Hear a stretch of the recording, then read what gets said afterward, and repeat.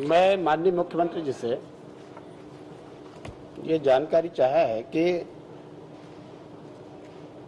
1 जनवरी 2019 से अभी 31 जनवरी 22 तक कितने लोगों के यहाँ पर नियुक्तियां हुई है। उसमें जवाब में आया है सभी श्रेणी मिला करके 20,291। उसमें 18 और 19 के 3,933। यदि इसको छोड़ दिया जाए तो लगभग 16,000 की नियुक्तियां हुई है। मैं इस बात को इसलिए मुख्यमंत्री जी से पूछा कि यहाँ पर बड़े बड़े होल्डिंग लगा हुआ है और उस होल्डिंग में बताया गया है कि 4,65,000 लोगों को नौकरी दी गई है से अधिक। और जब हम बिलासपुर के कार्यक्रम में थे मुख्यमंत्री जी के साथ में, तो उन्होंने कहा कि 5 लाख लोगों को नौकरी दी गई है। लेकिन मैं बोला ये जवाब में 20,000 आया है, तो ये दोनों का मेल नहीं हो रहा है। तो कि मुख्यमंत्री जी बताएंगे कि आपका जो आकाश में जो नौकरी है और जो पाताल में है उसमें ये जो अंतर है क्यों है, और कितने लोगों को वास्तविक में आपने नौकरी दिया है। माननीय अध्यक्ष महोदय, सबसे पहली बात तो यह है कि माननीय नेता प्रतिपक्ष धर्मलाल कौशिक जी ने जो प्रश्न किया है और उसमें उन्होंने कहा 2018-19 को हटा दें।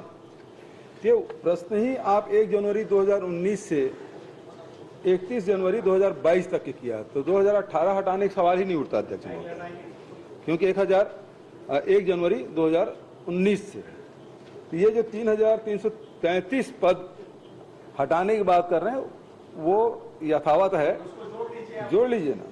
तो उसमें जो प्रथम श्रेणी, द्वितीय श्रेणी, तृतीय श्रेणी, चतुर्थ श्रेणी के प्रश्न आपने पूछे हैं और उसमें वर्षवार ये जानकारी दी गई है, जिसमें 20,291 पदों की भर्ती की गई।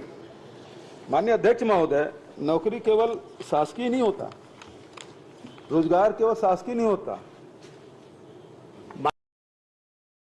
माननीय अध्यक्ष महोदय, रोजगार में और नौकरी में अंतर है। मुख्यमंत्री जी इसको स्पष्ट कर ले। मनरेगा में जो काम करने जाते हैं उसको भी रोजगार मिलता है, लेकिन उसको नौकरी नहीं कह सकते आप। नौकरी का आशय है कि जो आपके सैलरी पर आधारित हैं और वेतन पर जो आधारित हैं, जो आपके वित्त विभाग के द्वारा स्वीकृत है, ये नौकरी में है।